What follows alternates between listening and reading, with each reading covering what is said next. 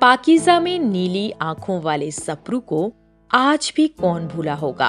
वो परिवार के बड़े होने के नाते अपने खानदान की इज्जत के लिए गोली चला देते हैं, जो अशोक कुमार को लग जाती है। सप्रू अपनी वजनदार आवाज और नीली आंखों वाले व्यक्तित्व से पर्दे पर अपना ऐसा प्रभाव जमाते थे कि उन्हें कभी गरीब नहीं बनाया गया। हिंदी सिनेमा के रहमान जैसे उन गिने चुने अदाकारों में वे भी शामिल होते थे, जिन्हें बहुधा खानदानी रईस या जज जैसी बड़ी पदवी पर विराजमान पात्र के ही रोल दिए जाते थे। कभी नवाब तो कभी जमींदार तो कभी ठाकुर बने सप्रू के परिवार का संबंध असली जिंदगी में भी कश्मीर के शाही खानदान से था। सप्रू साहब के पिताजी कश्मीर के राजा हरि सिंह के शासन में उनकी डोगरा रियासत के खजांची हुआ करते थे।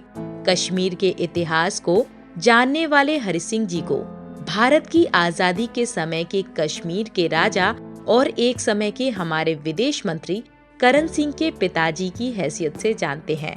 राजा के दरबार में इतने बड़े ओहदे पर होने की वजह से इस कश्मीरी पंडित परिवार के जम्मू तथा लाहौर दो शहरों में घर हुआ करते थे।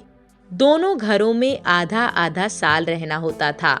इसलिए सप्रू जी ने बचपन से उर्दू और इंग्लिश दोनों भाषाओं पर काबू कर लिया था, जो आगे चलकर फिल्मों में उनके बहुत काम आया। बचपन से ही उन्हें संगीत का शौक बहुत होने की वजह से दोस्तों की महफिल में सप्रू की मांग काफी रहती थी। वे अपना अवकाश का समय लाहौर में बिताते थे, लिहाजा जब अर्थोपार्जन का समय आया तब वे कॉन्ट्रैक्टर बने और जालंधर छावनी में रहने लगे। वहां 2-3 साल रहने के बाद दोस्तों ने सुझाया कि गौरवर्ण नीली आंखों तथा दमदार आवाज वाले अपने इतने प्रतिभाशाली व्यक्तित्व के साथ डीके को फिल्मों में अभिनय करना चाहिए। जी हाँ, सप्रू का पूरा नाम दया किशन सप्रू था और दोस्त उन्हें प्यार से डीके कहते थे। दोस्तों की सलाह पर सप्रू चल पड़े पूना की तरफ, लेकिन उन्होंने अपने पिताजी को ये नहीं बताया कि वे फिल्मों में काम करने के लिए पूना जा रहे थे, क्योंकि उन दिनों नामी परिवार के लोगों के लिए सिनेमा में काम करना अपनी शान के खिलाफ समझा जाता था। पूना पहुंचकर सप्रू प्रभात स्टूडियो में वहीं शांताराम और उनके साथियों से मिले। प्रभात में उनकी पहली फिल्म थी राम शास्त्री, जिसमें वे पेशवा की सहायक भूमिका में नजर आए, मगर कश्मीर की गुलाबी खूबसूरती और इतनी अच्छी पर्सनालिटी कहाँ छिपने वाली थी। सप्रू को विक्रम बेडेकर की अगली फिल्म लखरानी में बतौर हीरो लिया गया। उन्होंने अपना नाम दया किशन या डीके नहीं, पर कुल नाम सप्रू ही बतौर नाम रख दिया।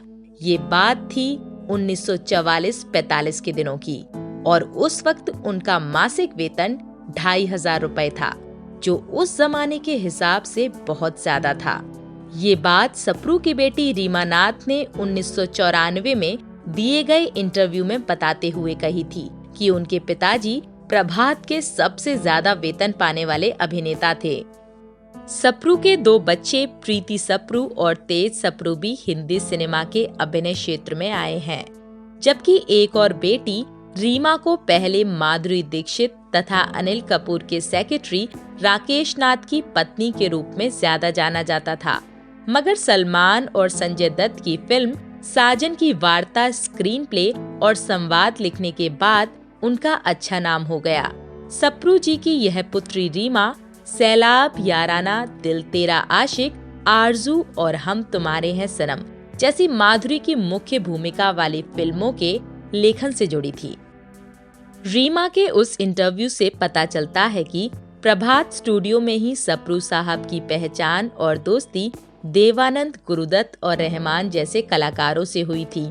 उसी प्रभात स्टूडियो में बाद में फिल्म इंस्टीट्यूट हुआ और इन कलाकारों के बीच जिस वृक्ष के नीचे फिल्मों की चर्चा होती, उसी वृक्ष का नाम विद्यार्थियों ने विजडम ट्री रख दिया। सप्रू से उन दोस्तों की दोस्ती कैसी निभी, उसका अंदाजा हीरो से चरित्र अभिनेता बनने के बाद की उन फिल्मों के नाम से भी पता चलता है। देवानंद की काला पानी हो या ज्वेल थीफ, प्रेम पुजारी हो या गैम्बलर सप्रू साहब की भूमिका याद रह जाती थी। गुरुदत्त ने अपनी फिल्म साहब बीवी और गुलाम में उन्हें एक भी संवाद नहीं दिया था। फिर भी उनके नेगेटिव पात्र के अनुरूप अभिनय सप्रू जी ने अपनी आंखों से किया था। सप्रू की अन्य फिल्मों में लीडर, दिल दिया दर्द लिया, शहीद, सत्यकाम, हीर रांझा, भाई हो तो ऐसा, जंजीर, शैतान, इम्तिहान, पैसे की गुड़िया, हाथ की सफाई, रेशम की डोरी, पत्थर और पायल, कसौटी, बेनाम, मजबूर, दीवार, अदालत, फरार, छैला बाबू, ड्रीम गर्ल, मुक्ति, धर्मवीर, चरस, प्रतिज्ञा, रफू चक्कर, ज्योति बने ज्वाला, विश्वनाथ, कुदरत इत्यादि कई हैं। सप्रू जी की शादी हेमावती से हुई थी, जो खुद पृथ्वी थिएटर्स की एक खूबसूरत अभिनेत्री थीं। उनके बारे में राज कपूर ने एक इंटरव्यू में कहा था कि अपनी नई नई युवानी के दिनों में वे हेमावती से आकर्षित हुए थे। राज साहब के साथ जेल यात्रा फिल्म में वे नायिका थीं। सप्रू साहब को फिल्म बहादुर शाह जफर का निर्माण करना आर्थिक रूप से काफी नुकसानदेह साबित हुआ। अपना बंगला भी बेचना पड़ा।